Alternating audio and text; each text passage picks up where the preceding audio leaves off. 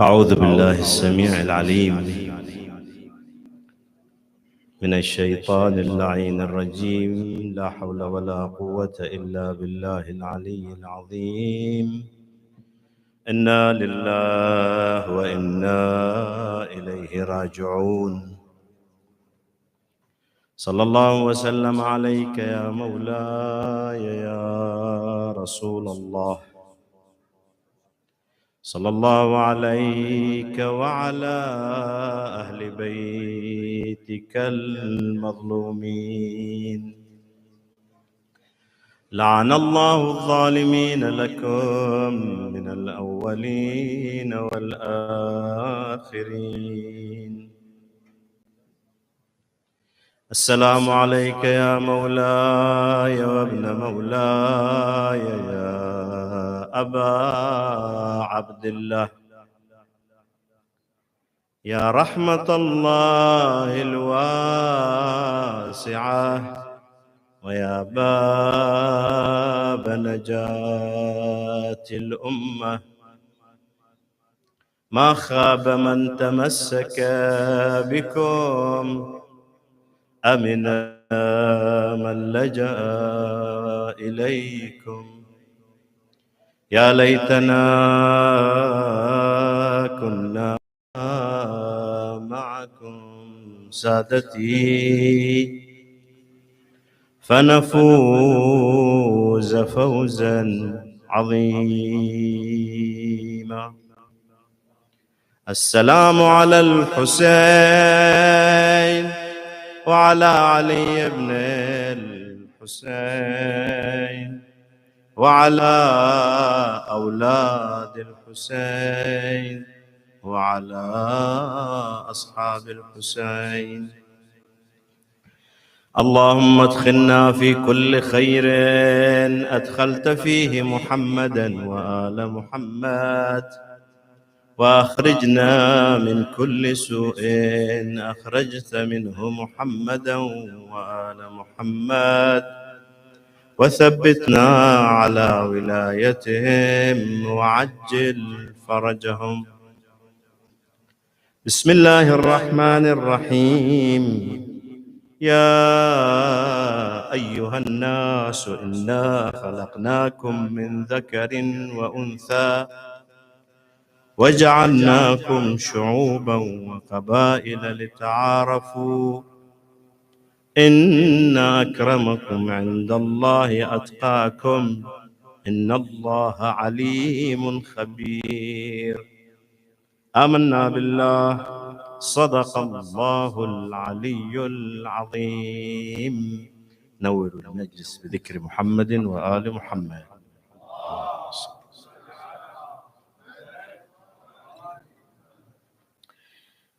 نحاول أن نقرأ هذه اللوحة الرائعة الفائقة الجمال التي صورها وأحسن تصويرها الخالق الباري جل وعلا، وهو الإنسان. وبرغم أن الخالق الله سبحانه وتعالى الحكيم الخبير العالم من اختصاصه أنه هو الخالق، ولكن من علينا بأن أعطانا الخيوط والمفاتيح التي يمكن من خلالها أن نقرأ هذه اللوحة بالشكل الصحيح، حتى نستطيع أن نعبر عنها بإرادتنا بالشكل الصحيح. لأن الله سبحانه وتعالى حينما خلق الإنسان خلقه لحكمة، ثم أوكل إليه أن يكمل هذه اللوحة، يكمل الهدف الذي خلقت من أجله. وأشرنا فيما سبق إلى أن هذه الخلقة لها عناصر تكون كينونتها، هويتها، وهذه العناصر هي موهبة من الله سبحانه وتعالى، ولكن لها لوازم. وقلنا أهم ما في هذه العناصر بعد الخلقة والوجود والتكوين والإيجاد من العدم أنها تختزن بعض المقومات الأساسية التي ينبني عليها بعد ذلك فهمنا لهذه الخلقة ثم التعامل معها بالشكل الصحيح. ومنها قلنا الكرامة والحرية والمسؤولية. والسبب في أن هذا الموضوع مهم أن إذا تعرفنا بالشكل الصحيح على أنفسنا لن نستسلم لأي حتمية كانت، وهذا هو المهم. أصل الموضوع هو هذا الموضوع، أهميته تكمن فأن البشر عندما حاولوا يفصلوا ويبحثوا عن هذه الكينونة وهذه الهوية أكثرهم ربطها بحتميات، بمعنى ربطوا تشكل هذه الكينونة بناء على حتمية ما، وكل واحد بحسب الميدان الذي هو فيه. اللي عنده عقدة نفسية مشكلة معينة مثلا يعتقد أن الأصل في تكوين هوية الإنسان هي تلك المشكلة التي كان هو يعانيها. لما نفكر وحاول أن يجد أجوبة كانت الإجابات لا تخرج عن المحيط الذي هو فيه. والذي كان تخصصه الاقتصاد رأى أن الإنسان عبارة عن رقم في آلة مالت حسابات باعتبار عقليته هكذا، وهذا الأمر ليس مخطئا 100%، ولكن أن يتحول هذا الشيء لسبب أساسي لتشكل هوية الإنسان، هنا تقع المشكلة. من هنا كان من الضروري أن نتعرف على لسان الوحي ونتعرف ونقترب من هذا الإنسان، هذا الكائن. هذه الآية المباركة من سورة الحجرات: يا أيها الناس إنا خلقناكم من ذكر وأنثى. فيما سبق قلنا أن كينونة الإنسان واحدة كلها تشترك فيها هذا المفرد اللي يسمى إنسان. هذه المواصفات جزء من شخصيته لا تنفك عنها، وهي ليست باختياره، ولا يمكن له أن يضيف عليها عنصر أو يلغي عنصر. يعني الله سبحانه وتعالى خلقك مكرما يعني أنت مكرم، خلقك عاقلا يعني هذه كينونتك أنك عاقل، خلقك حرا يعني هذا أنك حر، هذه كينونتك، هذه شخصيتك، هذه جزء عنصر أساسي في هذا الوجود. خلقك مسؤولا، لأن احنا ما جاي نتكلم عن نتائج ذلك، بعدنا ما نتكلم عن لوازم ذلك، ولم نتكلم ونتحدث عن الضمانات والمنهج الذي وضعه الله عز وجل لهذه الكينونة بهذه العناصر.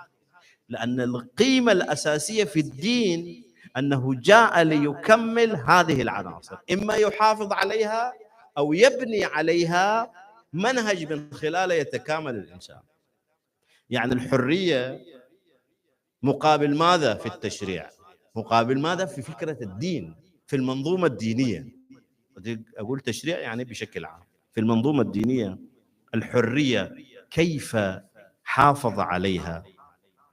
يعني الفكرة الحضارية للدين كيف أحاطت بفكرة الحرية، كيف نظمت مسألة الحرية عند الإنسان، وكذلك مسألة المسؤولية وكيف عبر عنها القرآن، ومسألة الكرامة وما هو المطلوب من الإنسان تجاه هذه الأمور.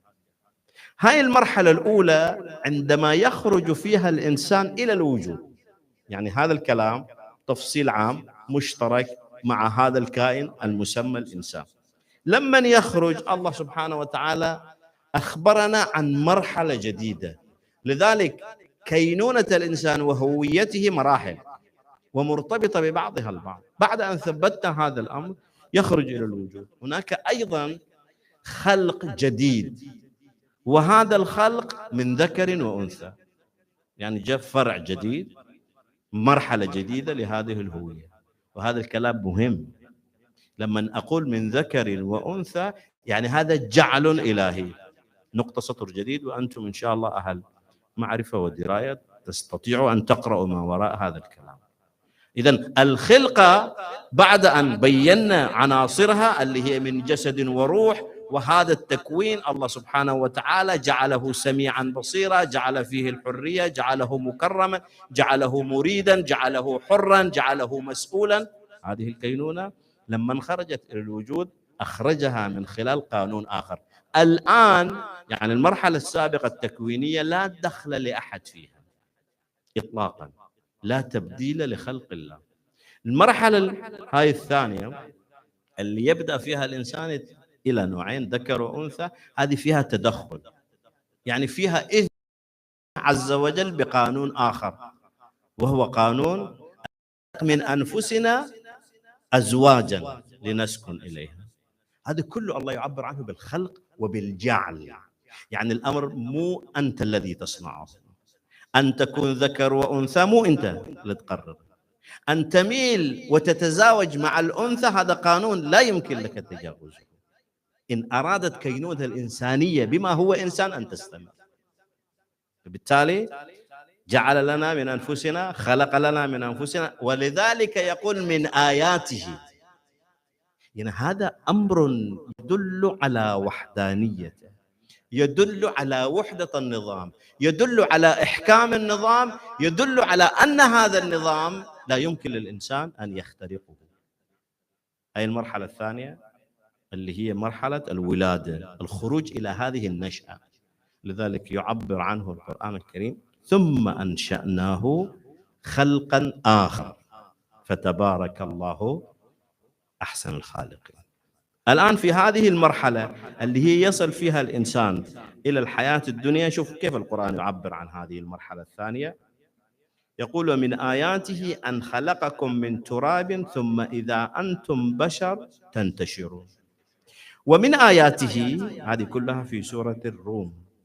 حقيقة هذه السورة يعني أنا كل ما أحاول أتأمل لأجد إجابات حول هذا الموضوع تحديدا، كل سورة من سور القرآن تلفت انتباهك إلى جانب مهم جدا في خلقة الإنسان، وتربط هذا عرض الفكرة من خلال الآيات القرآنية إلى مجموعة سنن كونية لا تخرج من عنوان المخلوقية.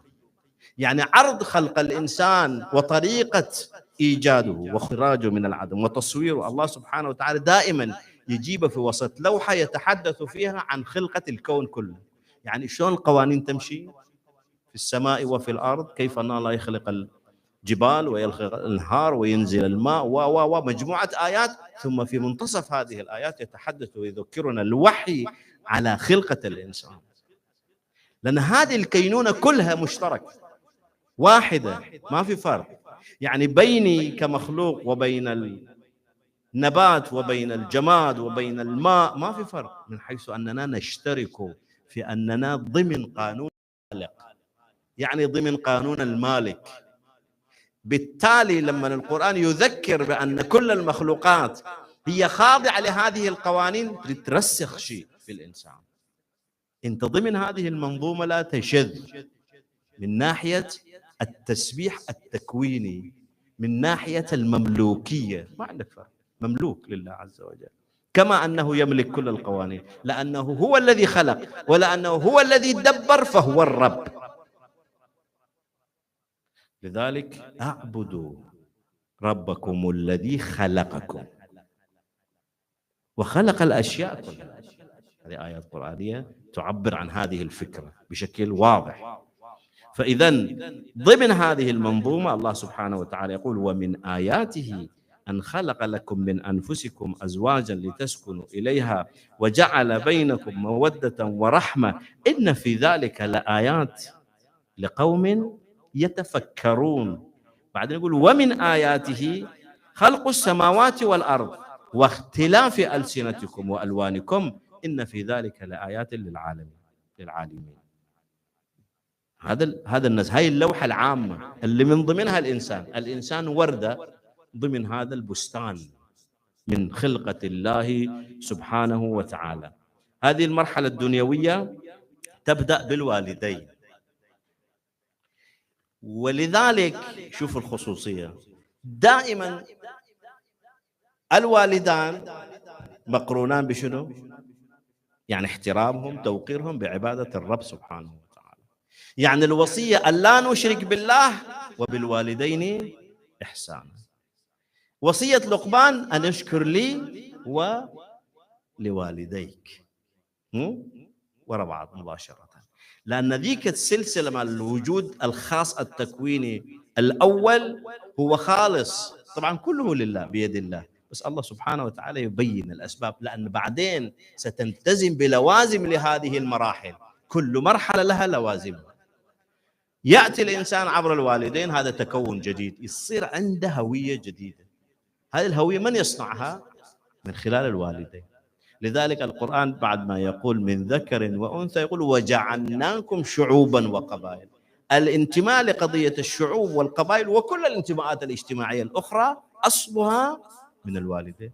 لذلك الإمام زين العابدين عندما يطالبك بأن تلتزم بحق الأب يقول فاعلم أنه أصلك، يعني الوالد هو اللي أنت تبني عليه هذه الشخصية الجديدة، هذه الكينونة الجديدد، هذه المرحلة الجديدة من الهوية مرتبطة بالوالدين، وبالتالي مرتبطة بألوان مختلفة، بشعوب مختلفة، بجماعات. لكن آخر الآية سمرد نجيها، بس آخر الآية هي توضح مقدار تعاملك مع هذه الهوية شنو. هل هي بذاتها فضيلة؟ يعني القرآن آخر يختم الآية إن أكرمكم عند الله أتقاكم. هذا بيان للهوية، هذا مو بيان للتمايز. هنا الآية لا تميز بين الذكر والأنثى، ولا تميز بين الشعوب والقبائل، بل بالعكس تقول لتعارفوا، لتعترفوا، لتفهموا، لتعقلوا هذه الكلمة. فإذا بدأت من خلال الوالدين. هذه المرحلة النشأة الدنيوية، لأن ما قبل الوالدين أنت ما موجود في الدنيا، أنت تطلع يعني مجازا، وإلا أنت في بطن أمك أنت في الدنيا بالنتيجة. لكن الكلام أن تخرج طفل. هذه المرحلة إلى أن تموت القرآن الكريم يعبر عنها تعبير لطيف، وهذا مهم هذا التعبير أيضا. الله سبحانه وتعالى يقول الله الذي خلقكم من ضعف ثم جعل من بعد ضعف قوة ثم جعل من بعد قوة ضعفا وشيء يخلق ما يشاء وهو العليم القدير. هاي المرحلة اللي هي من الخلقة إلى الموت تمر بمرحلة ضعيف قوي ضعيف، وهذه مهمة إشارة إليها، لأن سيأتينا عنصر مهم، مو عنصر واحد، عناصر في هذه الشخصية اللي تكلمنا عنها وذكرنا بها، وهي مسألة الحرية ومسألة الإرادة ومسألة المسؤولية. هاي الثلاثة في مرحلة الضعف لا تبين بشكل كبير. لذلك أثرك أنت على تكون هذه الهوية ضعيف هنا، وقد يكون ضعيف في الأخير، لأن في الأخير لن تعلم، بعد علم لن تعلم، سترجع ضعيفا. فلأن أدوات الإرادة وأدوات المسؤولية وأدوات الحرية مرتبطة بقدرتك أنت، بقدرتك اللي يعبر عنها بالإرادة. هذه الإرادة ضعيفة في المرحلة الأولى وضعيفة في المرحلة الأخيرة وقوية في النص. اللي تعبر عنها بمفاهيمنا وتشريعاتنا الدينية هي البلوغ. مرحلة البلوغ يبدأ الاشتداد. لذلك النبي صلى الله عليه وآله يعبر عن هذا، يقول إذا بلغ المولود كذا قذف الله في قلبه نور فيعلم الفريضة من كذا. الكلام عن العقل، كأنما النبي صلى الله عليه وآله يشير إلى بداية المسؤولية، بداية تحمل المسؤولية اللي هي مخزونة في الإنسان. ابتداء الله سبحانه وتعالى لما تحدث عن هذا الخلق قال مخلوق مسؤول، لكن هذه المسؤولية متى تتكامل عند الإنسان؟ عندما يبلغ مرحلة من القوة. شنو هذه مرحلة القوة؟ أن يعطى نور العقل كما يعبر النبي صلى الله عليه وآله. اللحظة الذي أعطي فيها هذا النور اللي نحن في تشريعاتنا السن معينة، طبعا هذا الكلام موجود حتى في القوانين الوضعية، يعني الأهلية، يعني أن الإنسان محاسب على تصرفاته، هذه تبدأ عندنا من البلوغ. هنا يبدأ الأمر في يد الإنسان تماما. هنا تبدأ الرحلة والمرحلة الثالثة لتكون هوية الإنسان، وهي التي يكونها الإنسان بكامل إرادته. يعني المسؤولية تتفعل معها مسألة الإرادة، لأن الله سبحانه وتعالى في المجمل أشار إلى أن الإنسان هذا مريد، هذه الإرادة لها دور. يعني هذه العناصر الأساسية في هوية الإنسان لها مدخلية كبرى في تأسيس الهوية الأخيرة اللي يجب عليك أن تنتبه إليها وأنت تغادر نشأة الدنيا. يعني لما تصل مرحلة الموت يجب أن تكون قد استغليت كل هذه العناصر التي وهبها الله سبحانه وتعالى لك. لذلك الله سبحانه وتعالى يقول: لا تقف ما ليس لك به علم، إن السمع والبصر والأفئدة كل أولئك كان عنه مسؤولا. يعني هذه الأدوات التي أعطيت إياها هي التي تساهم في تشكل شخصيتك. إذن خلاصة الكلام عن الهوية أن الهوية مراحل الأساسية الأولى بيد الله عز وجل، والثانية بيد الإنسان. ما في شيء اسمه ظروف خارجية تشكل الهوية. صحيح تؤثر على هوية الإنسان، تؤثر على تشكل الإنسان، لكن الإنسان قادر طالما أنه لديه الإرادة ولديه العقل فعليه الحجة. كلمة حجة هو هذا. الحجة يعني شنو؟ نقول عليك حجة، يعني أنت ينبغي عليك أن تكون قادر على التحرك، ملزم بالتحرك، ملزم بموقف إيجابي، ملزم بأن تكون لديك تفعيل لإرادتك. لذلك من شاء فليؤمن ومن شاء فليكفر. هذه من شاء يعني أنت الذي تقرر، اللي موجودة في أول سورة الإنسان: إنا هديناه السبيل إما شاكرا وإما كفورا. وفي آخر السورة سورة الإنسان يقول: إن هذه تذكرة فمن شاء اتخذ إلى ربه سبيلا. اتخاذ إلى الرب مو إلى الله، يعني النظام، يعني الكينونة، يعني الهوية. هذه هي الربوبية. لذلك أول شيء نتعلمه من أسماء الله عز وجل الحمد لله رب العالمين، أنه رب مربوب. لذلك مأمورين بأن نتوجه إلى هذا الرب، نخلص له العبادة. أساس دعوة الأنبياء والرسل هي هذه: وما أمروا إلا الله مخلصين له الدين حنفاء ويقيموا الصلاة ويؤتوا الزكاة وذلك دين القيم. هذه خلاصة رسالات الله عز وجل. إذن تبدأ المرحلة الأخيرة. ما هو المطلوب في هذه المرحلة الأخيرة؟ الطلب الأول: الله سبحانه وتعالى يقول: يا أيها الناس اعبدوا ربكم الذي خلقكم والذين من قبلكم لعلكم تتقون. عبادة الرب. هنا تأتي مسألة الحرية. يقول الإمام الصادق عليه السلام يصنف أنواع العبادة. أهم نوع من العبادة يقول: وصنف عبدوا الله حبا فتلك عبادة الأحرار. العلاقة أو الوسيلة التي نحافظ بها على حريتنا أن نخلص العبودية إلى الله. لذلك تحفيزا للإنسان، توضيحا إلى الحفاظ على كرامته وعلى حريته وعلى المسؤولية التي يمكن أن يقوم بها بشكل صحيح، الله سبحانه وتعالى يطلب منا الإخلاص له في العبادة. لذلك يلخص: وما خلقت الجن والإنس إلا ليعبدون. يتوجهون إليه بالعبادة. وكلما زادت عبادة الإنسان لربه، بمعنى أخلص العبادة لله، كلما كان حرا.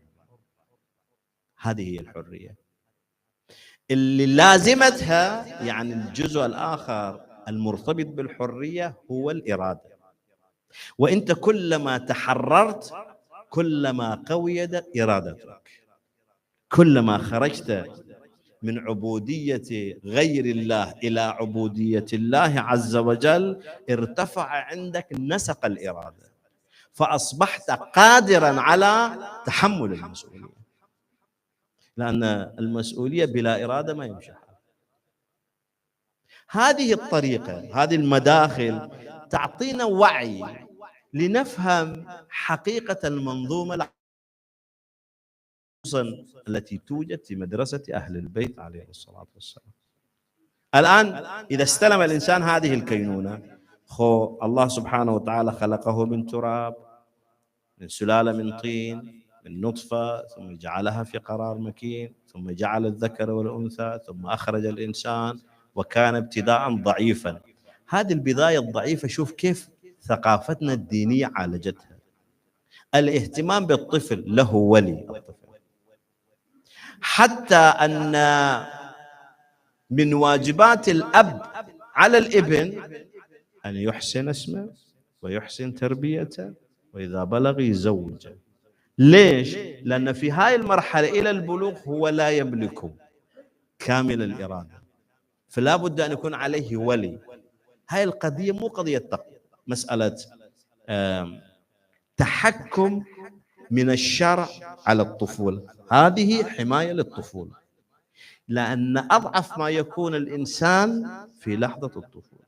لذلك جاء تشديد شديد من الأئمة عليهم السلام أن ننتبه لأطفالنا. الوصية بأنك طفلك لا بد أن يكون في حضنك، ولا بد أن تلتفت إلى الثقافة التي يمكن أن يغذى بها. لذلك الإمام الصادق: عليكم بالأحداث قبل أن يسبقكم إليهم المرجئة، قبل أن يسبقكم إليها غيرها من الثقافات الباطلة. ليش؟ لأن هشاشة هذه البنية في لحظة الطفولة يمكن أن تتشكل بأي تيار خارجي، لذلك هي محمية في وصية خاصة. إذا بلغ أنت ما مسؤول، لكن إلى البلوغ أنت مسؤول. هاي التفصيلات الصغيرة في تشريعاتنا الإسلامية هي ناظرة لهذه الخلقة، لهذه الكينونة. زين، الإنسان شنو مطلوب من عنده إذا هو هالشكل ووضحت لديه الرؤية؟ كيف يمكن أن يتعامل ويحافظ على هذه الخلقة بحقيقة واحدة؟ تحتاج هوية جديدة. هذه الهوية اللي مفروض تصنعها في هذه المرحلة عندما تكون قويا، الاسم الذي يسبقه عليك الله سبحانه وتعالى هي أن تكون مؤمنا. هذا التشكل الأخير المطلوب من الإنسان، أن يكون مؤمن. هذه هي الهوية الأساسية المستهدفة من كل هذه الرحلة. لذلك المطلوب من عندنا أن نؤمن، ونحن يجب علينا أن نقول إننا سمعنا مناديا ينادي أن آمنوا بربكم فآمنوا. هاي المرحلة بيد الإنسان تماما. فالإيمان هو هذا الخيط الذي يربط هذه العناصر بما يجب على الإنسان أن يؤديه، يعتقد فيه، يعمل به، يحذر منه، يأتمر به. الإيمان يربط هذه الأمور كلها بهوية الإنسان الأساسية، فتفرز لدينا شيء جديد اسمه الإيمان، اسمه المؤمن. لذلك يعبر أهل البيت عليهم السلام، النبي وأهل البيت، عن الإيمان بالروح.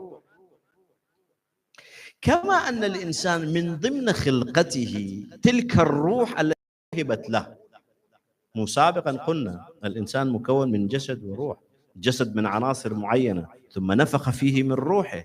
هذا هو العناصر الأساسية للإنسان، ويجب أن يلتفت إليها عندما يتعامل أو يبحث عن النظام الذي يناسبه. فلما يقول آمن بمعنى أن يصدق،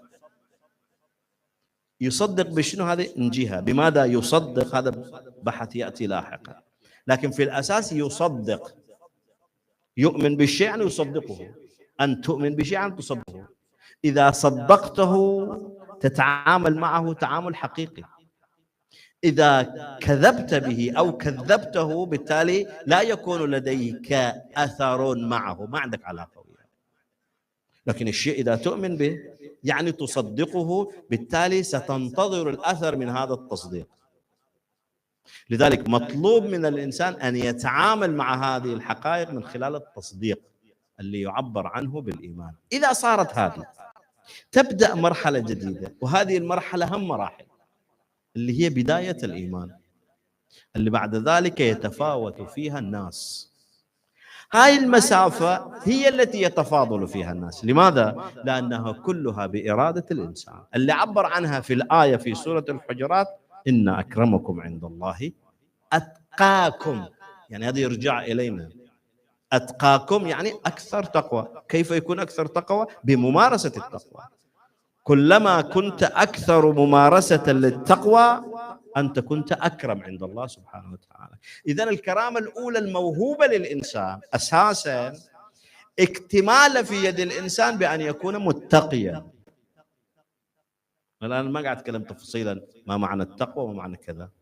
أنا الآن أضع خارطة الطريق، يعني أحاول أن أقرأ هذه اللوحة حتى أعرف موقعي منها، حتى لما اختار لها منهج، اختار لها فكرة، اختار لها ثقافة، يكون في بالي هذه الأمور أيا كانت نوع هذه الثقافة، أيا كان الحقل الذي أدخل فيه للمعرفة.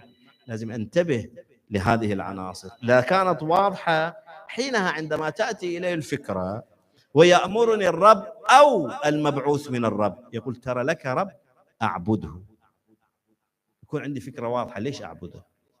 ولما يقول لي هذا الرب هناك ولي اتبعه، أفهم لماذا أتبعه.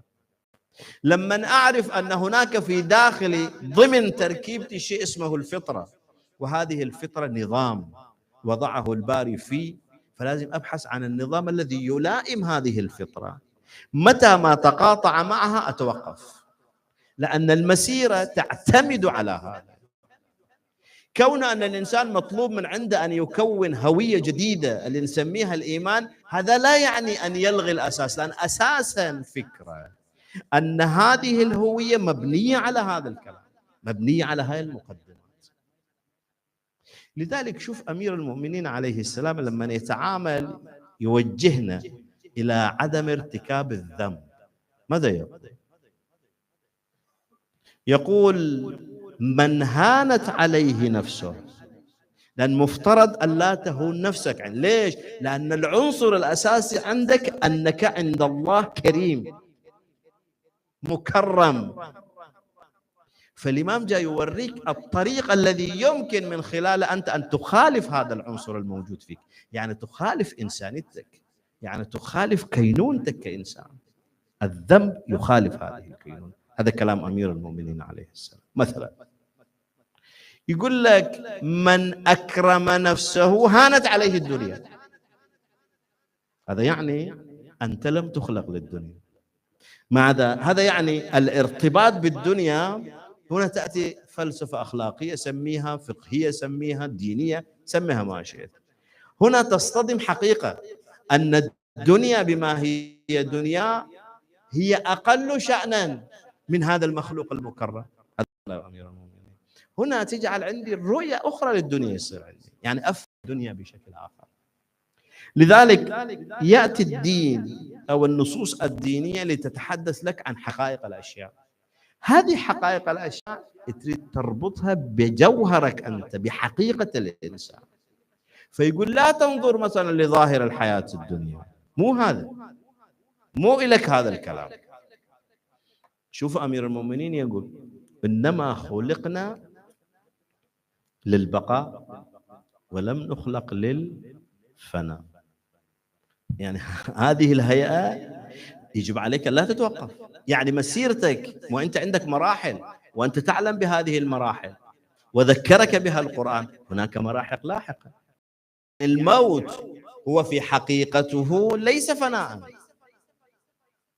الموت قضيت مرحلة في مرحلة ثانية، بس ذيك المرحلة النشأة الأخرى علاقتها بهذا أن هناك ما في إرادة، ما في يعني ما تتجلى لديك المسؤولية، هو نتاج، يعني هو الثمرة، وذيك هي المقصودة. الهوية الأخيرة يا أيتها النفس المطمئنة، ذيك الهوية، هذه أساس المطلوب منك. ارجعي إلى منو؟ إلى ربك. مو بدت الرحلة من الرب، ترجع إلى الرب.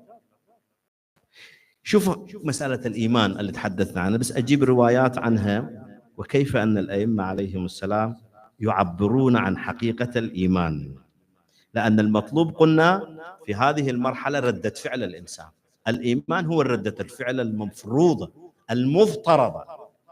لذلك يا الذين آمنوا هي مراحل. حتى المؤمن مفترض أنه يمشي في هذه المسيرة بلا حد. هكذا كرم الله سبحانه وتعالى الإنسان. لذلك الإمام عندما يقول الإنسان الذي تغلب أو يغلب عقله على شهوته هو أعلى من الملائكة، هذا يعني أن المسير في بناء هوية الإيمان هذه ما عندها سقف، ما عندها سقف، يعني تتجاوز الملائكة. طبعا أدوات كثيرة الله سبحانه وتعالى الرحيم الرحمن الرحيم جعل لك أدوات كثيرة، يعني وسائل كثيرة تجد فيها المسير لتصل إلى هذا الهدف. أشياء كثيرة تتجاوز بها ضعفك، لأن الله يعلم أنك خلقت ضعيفا فيعطيك وسائل بديلة، لأن المطلوب مو هذا، مطلوب شيء آخر. المؤمن عندما يرتقي في الإيمان بفطنته يعرف هذا الشيء فلا يبدل الإيمان. هذا الإيمان حلة جديدة، كما أن الله أعطاك حلة في عالم الذر وأشهدك على نفسه وقال ألست بربكم، ثم جعلك في التراب من التراب، ثم جعلك نطفة، ثم جعلك في أصلاب الرجال، ثم جعلك في أرحام النساء، ثم أخرجك إلى هذه الدنيا طفلا، ثم سيذهب بك إلى الآخرة. هذه المسيرة المتصلة الله سبحانه وتعالى أيضا من خلالها عطاؤه لا ينقطع. لذلك في تفسير قوله وأيدهم بروح منه، يقول الإمام هي الروح الإيمان، هي إضافة جديدة، هي هوية جديدة. الإمام الصادق عليه السلام يقول إن روح الإيمان، انتبهوا لهذا الكلام، إن روح الإيمان واحدة خرجت من عند واحد من الله سبحانه وتعالى وتتفرق في أبدان شتى، فعليه يعني على هذه الروح ائتلفت وبه تحابت وستخرج من شتى لتعود إلى واحد. كل شيء يعود إلى الله سبحانه وتعالى. إذن روح الإيمان هي عنصر إضافي الله سبحانه وتعالى متى يعطيك إياه؟ ربنا إننا سمعنا مناديا ينادي للإيمان أن آمنوا بربكم فآمنوا. لما نحن قبلنا هذا النداء الله يشرفك بروح الإيمان، لكن لأنه روح متحرك المطلوب باستمرار أن تحافظ على هذه الروح وإلا يفلت من عندك. لذلك عندنا نوعين من الإيمان، إيمان مستقر وإيمان مستودع. مرة مستقر هذا الإيمان فأنت بالتالي شخصيتك جاي تتشكل، لأن حياتك تعاملك مع الواقع الخارجي بناء على حقيقة الإيمان سيختلف. تعاملك مع كل حقيقة من الحقائق، لأن نور الإيمان يدفعك إلى التعامل بشكل إيجابي مع الحقائق اللي يعبر عنه بالتصديق، ابتداء من المعارف الكبرى، معرفة الله عز وجل، توحيد الله عز وجل، التصديق بأنبيائه، بالأئمة، بالأوصياء، العمل بنواهي الله عز وجل، يعني ننتهي عما نهانا عنه، نأتمر بما أمرنا به، نحب كل ما يحبه، نبغض كل. هذه الحالة هي التي تصنعها روح الإيمان عندك. بس هذه الروح في خطر عظيم. ليش؟ لأن إرادة الإنسان مستمرة، يعني مو هي لحظات تعطى للإنسان. الإنسان عنصره الأساسي الإرادة، جوهر حركته ضمن هاي المخلوقات أنه مريد قادر على اتخاذ قرار في أي وقت، فبالتالي محتاج أن يلتفت كل حركة من حركاته، كل سكنة من سكناته يستدعي روح الإيمان اللي عندها مجموعة من الجنود. روح الإيمان منها الورع، منها التقوى، منها الإحسان. هاي مجموعة أنوار تتشكل عندما تزيد حزمة نور الإيمان عند الإنسان. كلما ارتفع إيمان المرء كان متقيا فكان عند الله كريما، كلما ارتفع وقوي نور الإيمان عند الإنسان كان ورعا، كان محسنا. هذه تتشكل من خلال روح الإيمان. لذلك مطلوب على الإنسان أن يحافظ على هذه الروح. متى تسلب له الروح؟ شوفوا هاي الرواية عن الإمام الصادق عليه السلام، يقول: إن الخمر أم الخبائث ورأس كل شر، ويأتي على شاربها ساعة. انتبهوا كيف التشريعات مرتبطة بالعناصر الأساسية اللي قلناها. العنصر الأساسي في الإنسان الذي كرم من أجله أنه عاقل، ومن العقل الإرادة، ومن العقل الاستطاعة، هذه من العقل كلها. عاقل مريد ومكرم. الإمام يقول: شرب الخمر ما الذي يفعله؟ يسلبه لبه، حقيقته، جوهر، عقله، لذلك سمي خمر. فلا يعرف ربه. لأن محور أنك تصدق وتتعامل مع هذه الحقيقة هي عقلك، ميزتك هذه.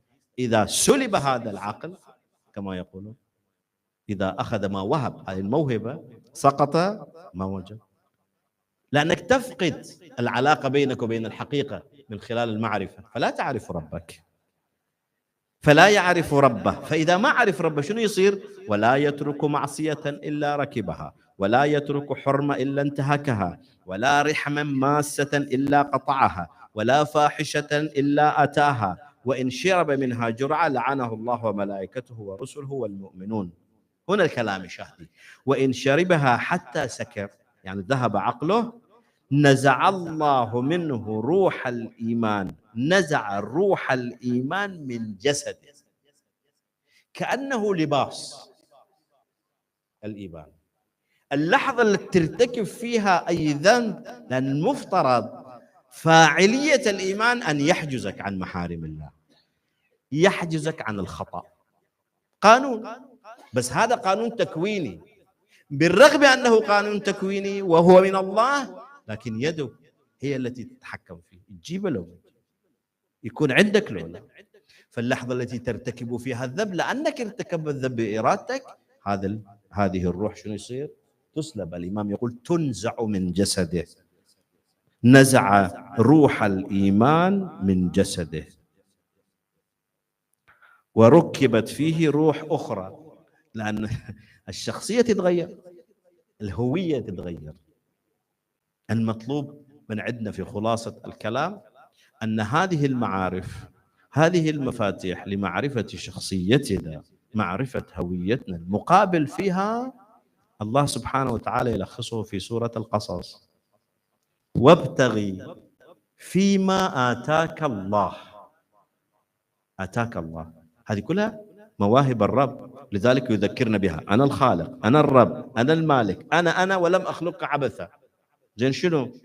ابتغي فيما آتاك الله الدار الآخرة، ولا تنس نصيبك من الدنيا، وأحسن كما أحسن الله إليك. مو أحسن إليك، أعطاك هذه الإنسانية، أنت في المقابل لابد أن تحسن. وأحسن كما أحسن الله إليك. أنتم أحسنتم لمنه؟ لأنفسكم. فإذن وأحسن كما أحسن الله إليك ولا تبغي الفساد في الأرض إن الله لا يحب المفسدين. هذه الخلاصة، هذه الخلاصة. ردة فعلنا إذن هي الإيمان. وكلما كان الإنسان قادرا على أن يعزز الإيمان، كل ما كان قادرا على الوصول إلى الهوية التي يريدها منا المولى عز وجل. هذا يعني نتعرف على مكامن الإيمان، وهذا موجود في كلام أهل البيت عليهم السلام. الإمام علي عندما يتحدث عن الإيمان وشعبه والنفاق، هو برنامج عمل. برنامج عمل لهذه النفس، كيف تدير هذه العناصر الموجودة فيه، كيف تستفيد من هذه العناصر التي وهبها الله سبحانه وتعالى لك. قال لك أنت مسؤول، بعد استفيد من هذه وانطلق، وسيكون الجزاء الأوفى هو الرضواني، رضوان الله سبحانه وتعالى. وهذا ما نتعلمه أيضا في مدرسة الإمام الحسين عليه السلام. الإمام الحسين حركته هو رضا الرب، رضا الله رضانا، هذا هو. لذلك الله سبحانه وتعالى في سورة الفجر المعروفة بسورة الإمام الحسين في تفسير قوله وتأويل يا أيتها النفس المطمئنة هي نفس الحسين. لماذا؟ لأنها أخلصت تماما لله عز وجل، لأنها عملت بالهوية الكلية للإنسان، لذلك الله جعله حجة عليه. يعني إذا أردت أن تقوي إرادتك اللي هي الموهبة الإلهية، ما عليك إلا أن تتبع الحسين عليه السلام. لذلك الذين اتبعوا الحسين كانت الأمور عندهم سهلة. الجهاد بين يدي الإمام الحسين قرار يحتاج إلى إرادة، يحتاج إلى كرامة، يحتاج إلى حرية. هاي العناصر الأساسية للإنسان. لذلك الإمام الحسين قال للجماعة، قال أنتم إذا ما عندكم دين فكونوا أحرار، لأن صفة الحرية هي أساسية في الإنسان بما هو إنسان. ما يحتاج أن يكون هناك نظام. الدين يأتي يقنن، يرتب، يذكر، يعزز، بس ما يؤسس، لا يؤسس للحرية، لأنها أصيلة في الإنسان.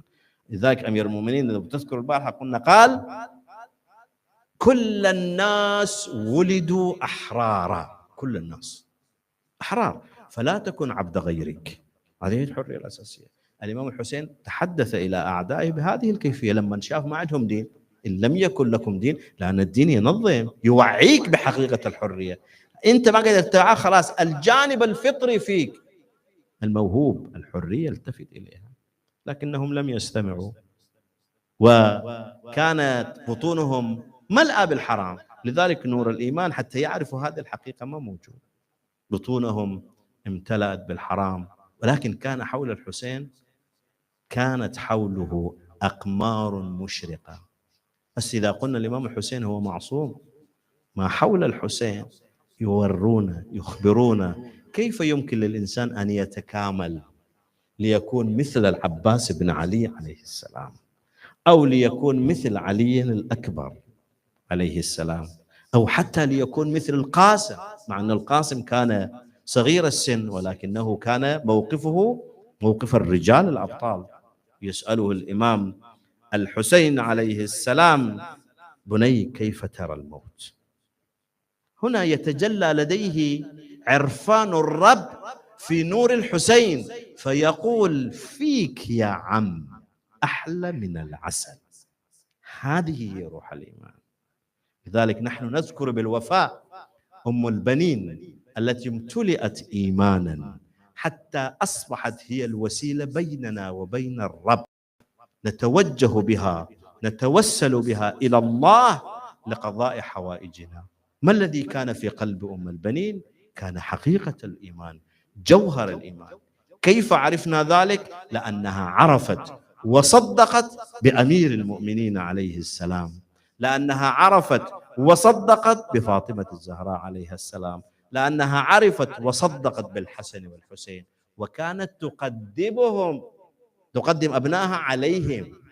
لذلك يذكرون هذه الواقعة التاريخية عندما رجع الإمام زين العابدين مع الهاشميات مع العلويات راجعين بعد تلك المعركة، بعد أن فقد الكفيل وفقد الأخ وفقدوا كل شيء، رجعوا إلى المدينة. في باب المدينة الإمام زين العابدين أمر بشر أن يذهب ويعلن الخبر، فجاء فعلا بشر على المدينة: يا أهل يثرب لا مقام لكم.